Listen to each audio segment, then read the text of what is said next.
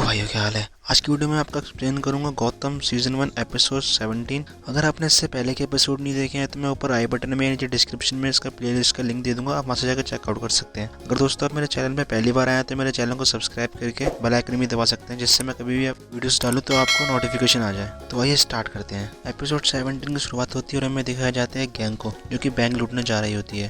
सभी गैंग के मेंबर्स ने ब्लैक कलर का मास्क पहना होता है, बट इनमें से एक ऐसा होता है जो रेड कलर का मास्क पहनता है, जिसको इस एपिसोड में रेड हुड कहा गया है। उसके बाद ये एक बैंक में जाते हैं, वहाँ पे फायरिंग वगैरह करते हैं और अनाउंसमेंट कर रहे होते हैं। पर जैसे ही जो उनका लीडर होता है वो अनाउंसमेंट कर रहा होता है, उससे पहले जिसने रेड हुड पहनी होती है वो अनाउंसमेंट करने लगता है। वो कहता है कि हम यहाँ पे आपके पैसे के लिए नहीं बल्कि बैंक के पैसे के लिए आए हैं, तो प्लीज हमारे साथ कॉर्पोरेट कीजिए। और इनमें से एक बंदा बार बार अपनी घड़ी को देख रहा होता है और उनको बताता है कि हमारे पास अब 16 सेकंड बचे हैं या इतना टाइम बचा है। और वहीं पे एक ओल्ड गार्ड होता है जो कि जमीन पे लेटा होता है। वो चुपके से रेड हुड वाले बंदे पे फायर करने की कोशिश करता है, पर उसको एक भी गोली उसकी नहीं लगती और वो बच जाता है। वहाँ का अलार्म बज चुका होता है और वो जो बंदा काउंटडाउन बता रहा होता है कि हमारे पास इतना टाइम बचा है, वो पुलिस के आने का ही टाइम उनको बता रहा होता है। अभी वहाँ से सब लूट के निकलते हैं, पर तभी वहाँ पे बाहर पुलिस आ जाती है। तो ये पुलिस से बचने के लिए वो वहाँ पे जो कैश लूट के आए होते हैं उसको हवा में उड़ाने लगता है, जिससे कि वहाँ पे जितने भी लोग होते हैं वो सब पैसे को लूटने लगते हैं और वहाँ पे भीड़ का फायदा उठा के ये पुलिस की नजरों से बच के निकल जाते हैं। नेक्स्ट सीन में हमको जिम और हार्वी को दिखाया जाता है, जो कि इस रॉबरी की इन्वेस्टिगेशन करने आए होते हैं। जिम और हार्वी उस चोरी की फुटेज को देख रहे होते हैं, तो उनको उस चोरी की फुटेज देख के पता चलता है कि ये पहले से अपना होमवर्क करके आए थे, क्योंकि उनको पता था कि पुलिस को वहाँ पे आने में कितना टाइम लगेगा, इसलिए वो बार बार अपनी काउंटिंग कर रहे थे। जिम वहाँ पे जो लेडीज खड़ी होती है उससे पूछता है कि ये अलार्म पहले भी कभी बजा था, तो वो बताती है कि बीच में अभी एक स्मोक डिटेक्टर की वजह से ही हमारा अलार्म बजा था, पर हमें लगा कि वो किसी बच्चे ने प्रैंक किया, इसलिए हमने उस पर ज्यादा ध्यान नहीं दिया। अब जिम कहता है कि मुझे जो उस टाइम पे अलार्म बजा था मुझे उसकी भी एक फुटेज चाहिए। अब जिम जब वो पुरानी वाली फुटेज देख रहा होता है जिसमें पहले स्मोक डिटेक्टर की वजह से अलार्म बजा था, तो उसमें उसको जिसने रेड हुड पहनी होती है वो बंदा दिख जाता है। और ध्यान से देखने पर जिम को दिखता है कि उसकी टी शर्ट पे क्लैक्स ऑटो लिखा होता है। अब जब जिम और हार्वी इस रेड हुड वाले बंदे को आइडेंटिफाई कर लेते हैं और रिकॉर्ड्स के मुताबिक उनको पता लगता है कि इस बंदे का नाम गस फ्लॉयड है। अब नेक्स्ट सीन में उन गैंग मेंबर्स के अड्डे को दिखाया जाता है जहाँ पे वो रह रहे होते हैं। वही एड्रेस होता है जो उसकी टी शर्ट पे लिखा होता है, क्लैक्स ऑटो, जो कि एक गैराज होता है। अब ये सारे मेंबर्स वहाँ पे बात कर रहे होते हैं। अब इसमें से जो गर्ल्स फ्लॉयड होता है वो कहता है जो भी इस रेड हुड को पहनेगा वो टीम को लीड करेगा, क्योंकि एक लकी हुड है। और पेपर में खबर छपती है कि ये जो रेड हुड गैंग है ये रॉबिन हुड की तरह काम करती है, ये अमीरों से पैसे लेके हम गरीबों में बांटती है, जैसे कि उन्होंने अपनी फर्स्ट टोकरी में किया, पैसा उड़ा के लोगों को दिया, जिससे लोगों की नजरों में ये हीरो बन चुके हैं। और गस फ्लॉयड ये भी कहता है कि ये इतना लकी है कि उस गार्ड ने मेरे को गोली मारनी चाहिए लेकिन उसकी एक भी गोली मुझे नहीं लगी, क्योंकि ये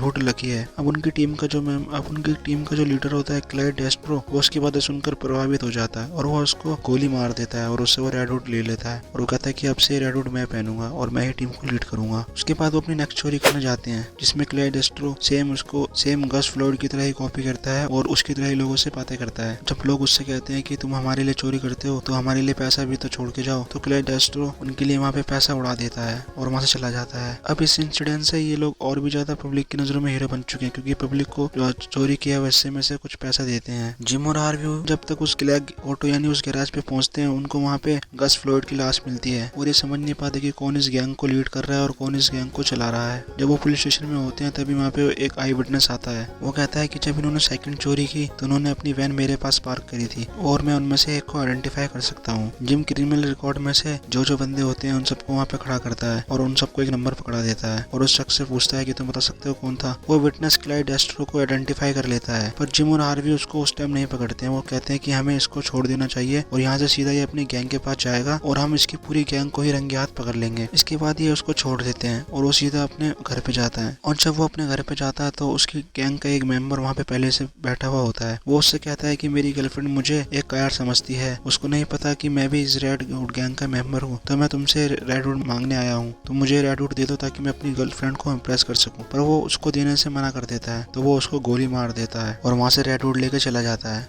और जिम और हार्वी जो कि उसका पीछा कर रहे होते हैं वो गोली की आवाज सुनते ही तुरंत उसके कमरे में जाते हैं, लेकिन जब तक बहुत देर हो चुकी होती है और वो बंदा जो होता है वो वहाँ से चला जाता है और क्लाइड डेस्ट्रो को गोली लगने के कारण उसका बहुत खून बह रहा होता है। तभी उसको वहाँ पता चलता है कि इस बंदे को बैंक ने कभी लोन नहीं दिया, इसलिए वो अपना बदला लेने के लिए बैंक की रॉबरी करता है। नेक्स्ट सीन में हमको ब्रूस वेन का घर दिखाया जाता है, जहाँ पे एक एल्फ्रेड का पुराना दोस्त रजी आया होता है। वो एल्फ्रेड से कहता है कि मैं सड़कों पर सो रहा था कुछ दिनों से, क्योंकि मेरे साथ कुछ बहुत बुरा हुआ है और मेरे को वहाँ पे पुलिस ने पकड़ लिया। अब मेरे पास रहने के लिए घर नहीं है। तो वहाँ पे उसको ब्रूस वेन कहता है कि तुम मेरे घर पे कुछ दिन रह सकते हो, तुम्हें यहाँ पे पूरी आज़ादी है। लेकिन कुछ दिनों बाद रात में रेजी जो होता है वो कुछ फाइलें चुरा रहा होता है वेन इंटरप्राइजेस की, जिसको एल्फ्रेड देख लेता है और एल्फ्रेड पूछता है कि तुम ये क्यों कर रहे हो। तो वो कहता है कि मुझे मजबूरी में करना पड़ रहा है, मैं तुम्हें नहीं बता सकता कि मैं ये क्यों कर रहा हूँ। और वो वहाँ पे एल्फ्रेड को चाकू मार देता है और वहाँ से चला जाता है। फिर वहाँ पे जब ब्रूस आता है और ब्रूस एम्बुलेंस को फोन करके एल्फ्रेड को सीधा हॉस्पिटल भर्ती करा देता है। अब नेक्स्ट सीन में हमको फिश मोनी को दिखाया जाता है जो कि मीटिंग कर रही होती है मैनेजर से, पर उसको वहाँ पता चलता है कि जो बंदा ये मैनेजर नहीं है, ये उसके नीचे काम करता है। फिश मोनी कहती है कि मैं तुमसे मीटिंग नहीं करना चाहती, मैं सिर्फ तुम्हारे मैनेजर से ही मीटिंग करूंगी। वो कहता है कि जो मैनेजर है वो अभी बाहर गए हैं, तो इसलिए तुम्हें मुझसे ही बात करनी होगी। फिश मोनी उससे पूछती है कि तुम जिंदा लोगों के ऑर्गन्स और उस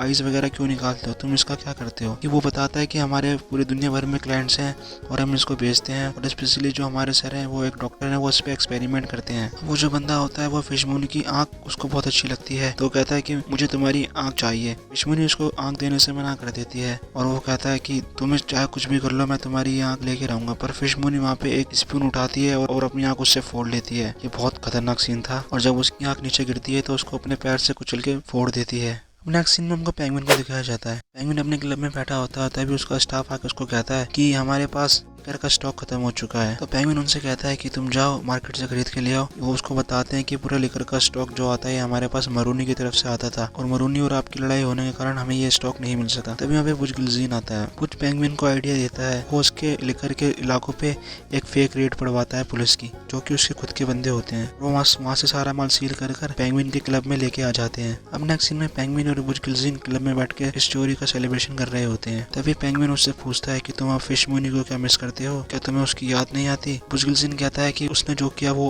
उसको डिजर्व करती थी, जिससे हमको यहाँ पे ये पता लगता है कि बुज गिल्जीन अब फिश मोनी से लॉयल नहीं रहा, अब वो उसको पूरी तरह से, या कह लो उसका पूरी तरह से ब्रेन वॉश हो चुका है। नेक्स्ट सीन में हमको जिम और हार्वी को दिखाया जाता है। उन दोनों को क्लाइड डेस्ट्रो के घर से उनका नेक्स्ट मिशन, यानी वो अब किस बैंक को लूटने जा रहे हैं, उसकी इन्फॉर्मेशन मिलती है। उसके बाद वो बंदा जिसने क्लाइड डेस्ट्रो को मारा होता है वो सीधा उस बैंक को लूटने जाता है अपने दो दोस्तों के साथ। जैसे कि जिम के पास पहले से इन्फॉर्मेशन आ चुकी है कि वो किस बैंक को लूटेंगे, वहाँ पे पहले से तैनात होते हैं, और जिम और हार्वी उन तीनों को वहाँ पे एनकाउंटर कर देते हैं। वो जो रेड रूट होती है वो थोड़ी उड़कर दूर चली जाती है उस बंदे से। तभी वहाँ पे जिम को ब्रूस वेन का कॉल आता है कि एल्फ्रेड को किसी ने असैसिनेट कर दिया है, तुम जल्दी से हॉस्पिटल में आ जाओ। नेक्स्ट सीन में हमको दिखाया जाता है रेजी जो फाइल्स वगैरह ब्रूस वेन के घर से चुरा के लाया होता है और वेन्स इंटरप्राइजेस के बोर्ड मेंबर को भेजता है, जिसके बदले में उसको कीमत मिलती है। अब यहाँ पे हमें समझ में आ जाता है जो ये सारा कांड करवाया गया है ये वेन्स इंटरप्राइजेस के बोर्ड मेंबर्स द्वारा ही करवाया गया है, क्योंकि पिछले एपिसोड में आपने देखा था कि ब्रूस वेन ने कुछ एलिगेशन लगाए थे अपने बोर्ड्स मेंबर पे कि जैसे कि बाइबरी और प्रोजेक्ट में अंडरवर्ल्ड का इन्वॉल्वमेंट है, जिसके कारण शायद हो सकता है इन्होंने ये सब काम करवाया हो। लास्ट सीन में हमको दिखाया जाता है जो वो रेड रूट होता है वो उड़कर किसी एक बच्चे पे चला जाता है, वो बच्चा उसको पहनकर पुलिस की तरफ शूटिंग की मिमिक्री करता है। यहीं पे एपिसोड खत्म हो जाता है। दोस्तों आपको ये एपिसोड कैसा लगा मुझे कमेंट में जरूर बताना। अगर आपको वीडियो पसंद आती है तो वीडियो को लाइक कर देना, अगर आपको वीडियो नहीं पसंद आती तो वीडियो को डिसलाइक कर देना। अगर आप मेरे चैनल में पहली बार आए तो चैनल को सब्सक्राइब करके रख लेना, जिससे कि हमें बहुत मोटिवेशन मिलती है। दोस्तों मिलते हैं आपको ऐसी किसी नेक्स्ट वीडियो में, तब तक के लिए बाय।